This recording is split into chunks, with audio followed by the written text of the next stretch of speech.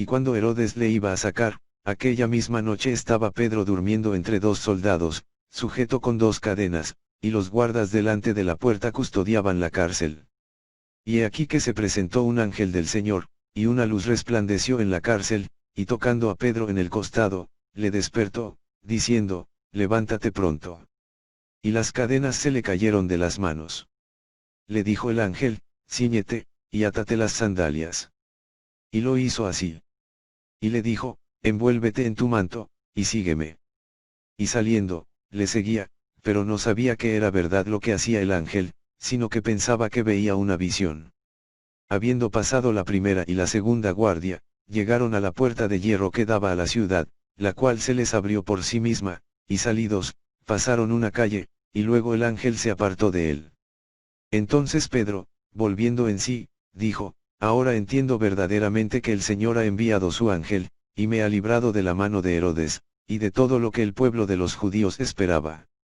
Y habiendo considerado esto, llegó a casa de María la madre de Juan, el que tenía por sobrenombre Marcos, donde muchos estaban reunidos orando. Cuando llamó Pedro a la puerta del patio, salió a escuchar una muchacha llamada Roud, la cual, cuando reconoció la voz de Pedro, de gozo no abrió la puerta, sino que corriendo adentro, dio la nueva de que Pedro estaba a la puerta. Y ellos le dijeron, estás loca. Pero ella aseguraba que así era. Entonces ellos decían, es su ángel. Mas Pedro persistía en llamar, y cuando abrieron y le vieron, se quedaron atónitos. Pero él, haciéndoles con la mano señal de que callasen, les contó cómo el Señor le había sacado de la cárcel. Y dijo, haced saber esto a Jacobo y a los hermanos. Y salió, y se fue a otro lugar. Luego que fue de día, hubo no poco alboroto entre los soldados sobre qué había sido de Pedro.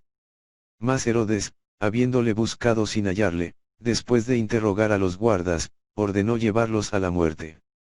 Después descendió de Judea a Cesarea y se quedó allí.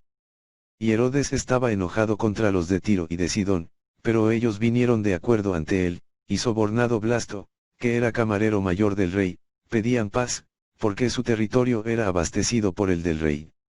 Y un día señalado, Herodes, vestido de ropas reales, se sentó en el tribunal y les arengó.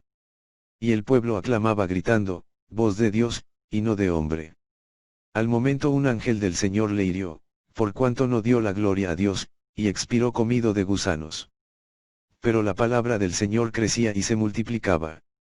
Y Bernabé y Solou, cumplido su servicio, volvieron de Jerusalén, llevando también consigo a Juan, el que tenía por sobrenombre Marcos. Había entonces en la iglesia que estaba en Antioquía, profetas y maestros, Bernabé, Simón el que se llamaba Naíger, Lucio de Cirene, Mana en el que se había criado junto con Herodes el tetrarca, y Solou.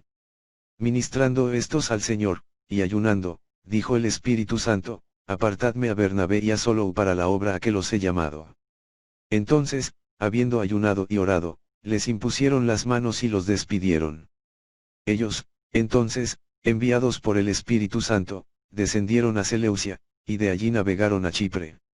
Y llegados a Salamina, anunciaban la palabra de Dios en las sinagogas de los judíos. Tenían también a Juan de ayudante.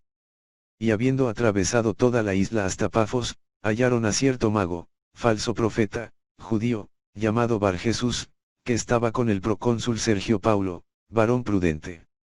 Este, llamando a Bernabé y a Solou, deseaba oír la palabra de Dios.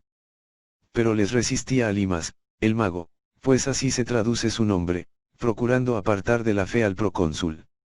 Entonces Solou, que también es Pablo, lleno del Espíritu Santo, fijando en él los ojos, dijo, oh, lleno de todo engaño y de toda maldad, hijo del diablo, enemigo de toda justicia. No cesarás de trastornar los caminos rectos del Señor.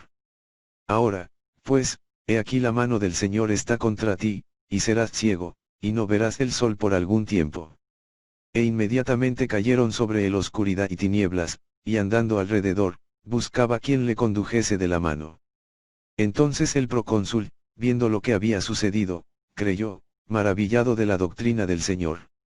Habiendo zarpado de Pafos, Pablo y sus compañeros arribaron a Perge de Panfilia, pero Juan, apartándose de ellos, volvió a Jerusalén. Ellos, pasando de Perge, llegaron a Antioquía de Pisidia, y entraron en la sinagoga un día de reposo y se sentaron. Y después de la lectura de la ley y de los profetas, los principales de la sinagoga mandaron a decirles: varones hermanos, si tenéis alguna palabra de exhortación para el pueblo, hablad. Entonces Pablo, levantándose, hecha señal de silencio con la mano, dijo: varones israelitas, y los que teméis a Dios, oíd, el Dios de este pueblo de Israel escogió a nuestros padres, y enalteció al pueblo, siendo ellos extranjeros en tierra de Egipto, y con brazo levantado los sacó de ella.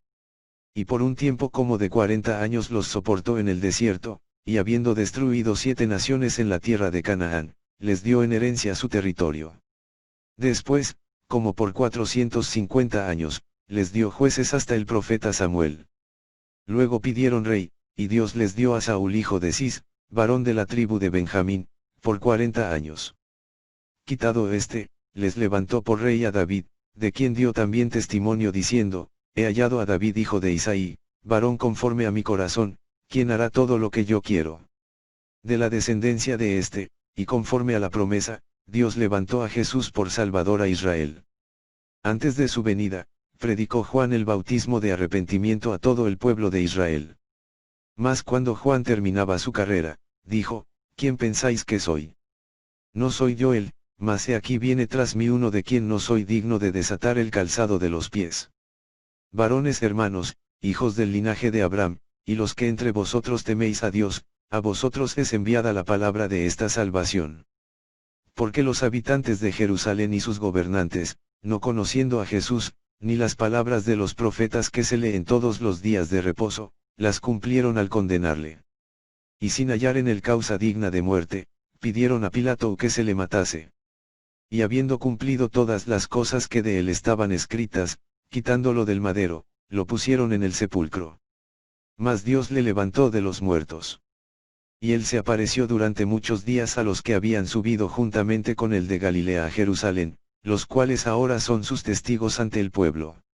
Y nosotros también os anunciamos el evangelio de aquella promesa hecha a nuestros padres, la cual Dios ha cumplido a los hijos de ellos, a nosotros, resucitando a Jesús, como está escrito también en el Salmo 2: mi hijo eres tú, yo te he engendrado hoy. Y en cuanto a que le levantó de los muertos para nunca más volver a corrupción, lo dijo así: os daré las misericordias fieles de David. Por eso dice también en otro salmo: no permitirás que tu santo vea corrupción. Porque a la verdad David, habiendo servido a su propia generación según la voluntad de Dios, durmió, y fue reunido con sus padres, y vio corrupción. Mas aquel a quien Dios levantó, no vio corrupción. Sabed, pues, esto, varones hermanos, que por medio de él se os anuncia perdón de pecados, y que de todo aquello de que por la ley de Moisés no pudisteis ser justificados, en él es justificado todo aquel que cree. Mirad, pues, que no venga sobre vosotros lo que está dicho en los profetas: mirad, oh menospreciadores, y asombraos, y desapareced, porque yo hago una obra en vuestros días, obra que no creeréis, si alguien os la contare.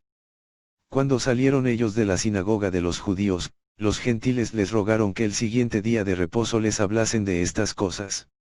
Y despedida la congregación, muchos de los judíos y de los prosélitos piadosos siguieron a Pablo y a Bernabé, quienes hablándoles, les persuadían a que perseverasen en la gracia de Dios.